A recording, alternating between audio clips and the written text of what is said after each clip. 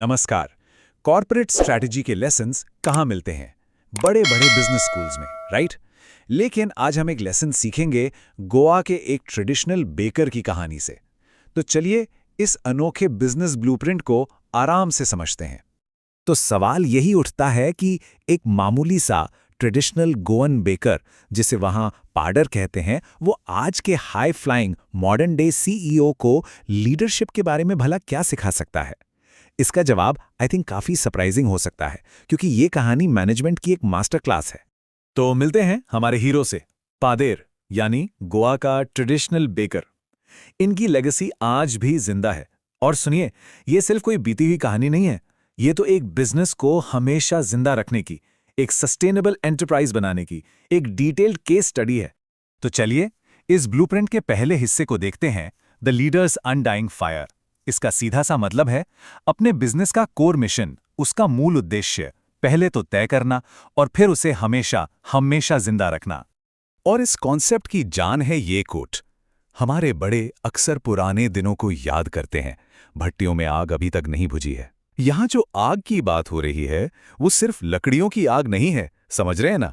ये एक बहुत ही पावरफुल मेटाफर है। तो बिजनेस की दुनिया में इसी आग को कहते हैं लेगेसी। लेगेसी का मतलब क्या हुआ?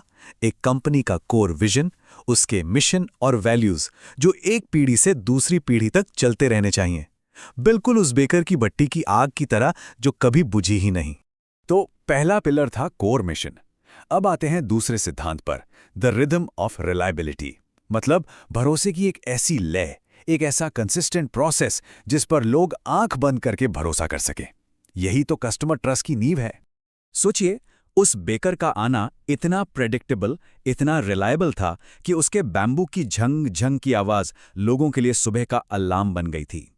यह आवाज रिलायबिलिटी का सिंबल थी, एक यूनिक ब्रांड सिग्नेचर जो रोज बिना फेल सुनाई देती थी। और इसका प्रोसेस बिल्कुल सिंपल, सेट और क्रिस्टल क्लियर।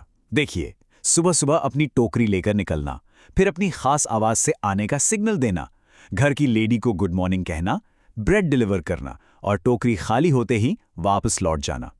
इसी रोज के प्रिडिक्टेबल प्रोसेस से ट्रस्ट बनता है।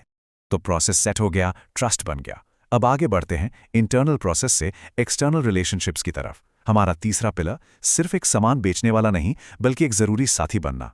देखिए, वो बेकर ना सिर्फ ब्रेड नहीं बेच रहा था, वो लोगों की जिंदगी का हिस्सा था, उनका दोस्त, उनका कंपेनियन।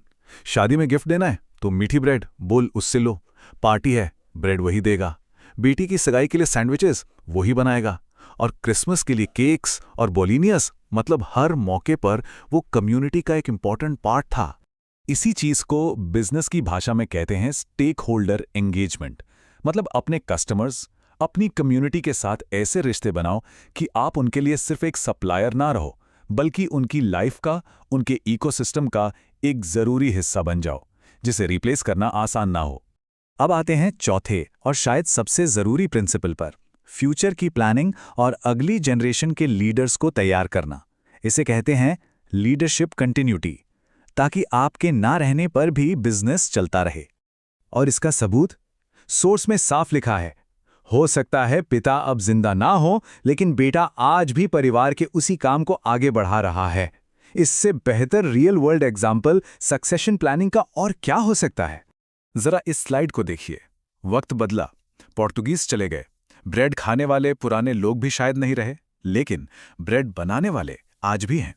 उनकी भट्टियां आज भी वैसी ही हैं, और सबसे इंपॉर्टेंट बात, वो आग आज भी जल रही है। यही तो पावर है सक्सेसफुल सक्सेशन की। तो ठीक है, मिशन सेट हो गया, प्रोसेस बन गया, रिश्ते बन गए और फ्यूचर भी सिक्योर हो गया। लेकिन इस सब का रिजल्ट कैसे नापा जाता था? अब आते हैं आखिरी हिस्से पर, द प्रूफ ऑफ प्रॉस्पेरिटी, यानी सफलता और अकाउंटेबिलिटी का सबूत। उनका अकाउंटेबिलिटी सिस्टम देखिए, कितना सिंपल लेकिन कितना इफेक्टिव। महीने भर का हिसाब सीधा पेंसिल से दीवार पर लिखा जाता था, एकदम ट्रांसपेरेंट, सबके सामने, कोई कॉम्प्लेक्स सॉफ्टवेयर नहीं, कोई झंझट नहीं। और सक्सेस का सबूत, वो तो और भी साफ था। बेकिंग एक फायदे का सौदा था। बेकर, उसका परिवार, उसके वर्कर्स सब हमेशा खुश और हेल्दी दिखते थे। उनका जो हट्टा-कट्टा शरीर था ना, वही इस बात की खुली गवाही थी। तो आखिर में उस बेकर का कत्ल जैसा फिजिकल अपीयरेंस, जैसा कि लिखा गया है, वही उसके बिजनेस का अल्टीमेट विजिबल केपीआई था, यानी की परफॉर्मेंस इंडिकेटर। उसे देखकर ही सबको पता चल जाता था कि बिजनेस एकदम मस्त चल रहा है। तो ये थी गोवा के पेदर की कहानी, जो हमें लीडरशिप के वो लेसन सिखाती है जो वक्त के साथ नहीं बदलते। अब इस पूरी चर्चा के बाद एक सवाल अपने लिए सोचना ज़रूरी है कि हम अपने काम में, अपने बिजनेस में या अपनी टीम में आखिर कौन सी आग है जिसे जलाए रख रहे हैं।